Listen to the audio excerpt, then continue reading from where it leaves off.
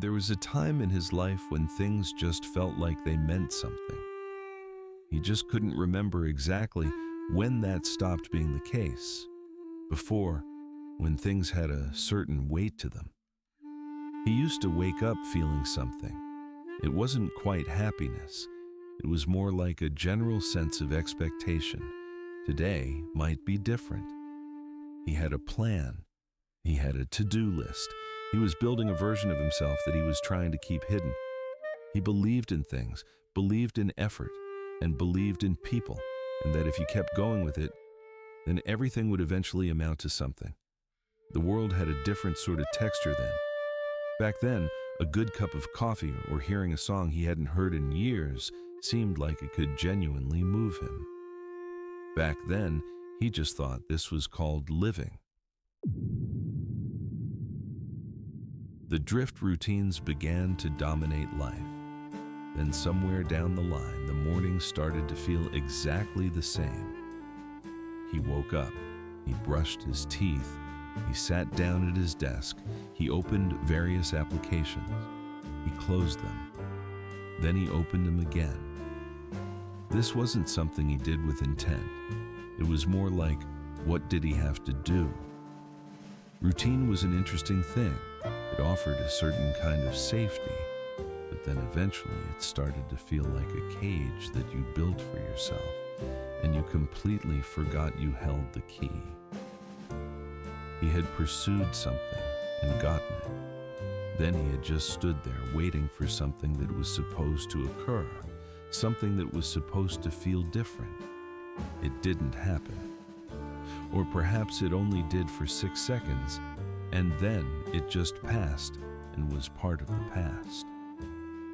He began telling himself something was wrong with him, so he gave himself a new goal and went after that one instead.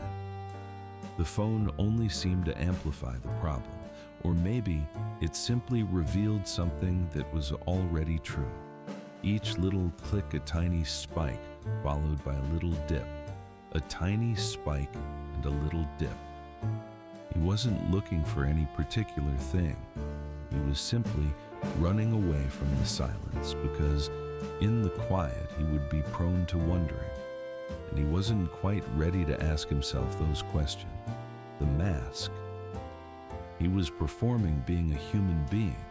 He actually became quite good at it, at acting. It wasn't a lie. He was simply performing that part of him that prevented things from being complicated for everyone, including himself. People continued to laugh. He continued to laugh. But he could detect the mechanics behind all of it, the part everyone else played their role and had predetermined responses to every conversational cue and all the questions.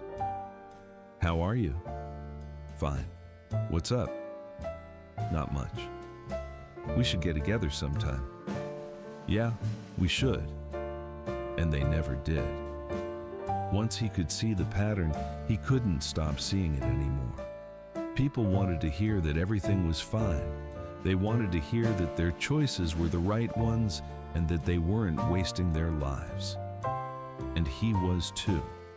Going through life constantly needing that same affirmation from people who, at the bottom of their hearts, needed it just as desperately.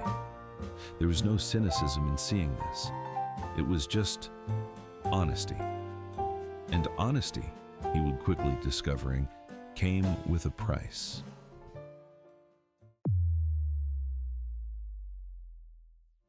Then there were the 3 a.m. thoughts. They only ever came when things were completely quiet, when all of life's other distractions disappeared, leaving only him and the thing he'd been hiding from. Why did any of this matter? This was not a dramatic revelation or an emotional crisis. It was merely a quiet, blank statement, like when you notice that there is no ceiling in a room. He worked hard. For what? A promotion? An increase in a bank account? To impress someone? He built relationships. Relationships came and went, where people changed and drifted away while still existing in the same space. He acquired experiences and collected them as proof of living. The universe, though, was completely indifferent. Not in an angry, intentional way, just totally indifferent and permanently unconcerned. In 1,000 years, no living soul would know he'd ever existed. In 5 billion years, the sun would be no more. None of it meant anything at all. And for the first time, he truly allowed himself to believe this. This wasn't a nervous breakdown, and that was part of the surprise for him. It was more like freedom, like he'd been carrying a story all along about why it all had to mean something, and he finally put it down. But it was coupled with something else, a kind of grayness, a complete lack of feeling. While emotions would still occur, they were now like faint signals from some distant place, too indistinct to even care about. He no longer wanted things in the way that he had previously done, because wanting involved pretense.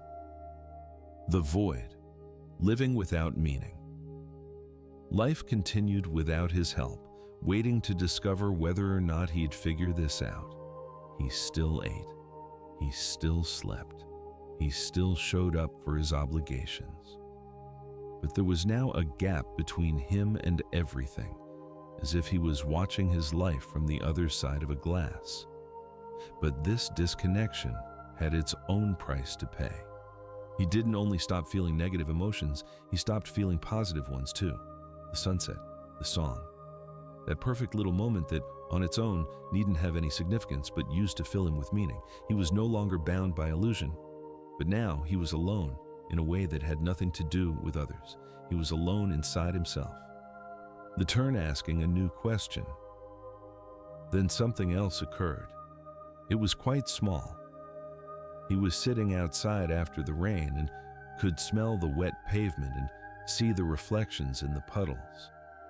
For a moment, instead of overthinking it, he felt it. And he thought that moment didn't need any cosmic significance. It didn't need the universe to have a plan. It was simply there. And so was he. And that was something. Perhaps all along, he had been asking the wrong question. Does life have meaning? Was like searching for a lost item. But perhaps meaning wasn't something you found. Perhaps it was something you built. Something you consciously created, even though you knew that you couldn't keep it forever and that no one else had to believe in it. It wasn't a question of the universe needing you to believe something. It was simply that you existed in that precise moment, and you might as well give it your attention. The ending. He was still far from whole. He still hadn't discovered any overarching truth that could fix everything. The universe still remained indifferent. Everyone was still wearing a mask, and routines were still routines. But he no longer felt the need for anything to be any different. He slowly began to decide what he actually wanted to be invested in, not because it had any ultimate significance, but because investment seemed more genuine than the existing state of grayness. A conversation, a song, the way light hit an ordinary wall in the morning. These things weren't profound, they were simply real. Nihilism had not been an end, it had been a clearing in the woods. Once he stopped needing the illusion that there was some profound meaning he had to pursue, he could begin to discover what truly mattered to him, just for him. This was the only life he had to live.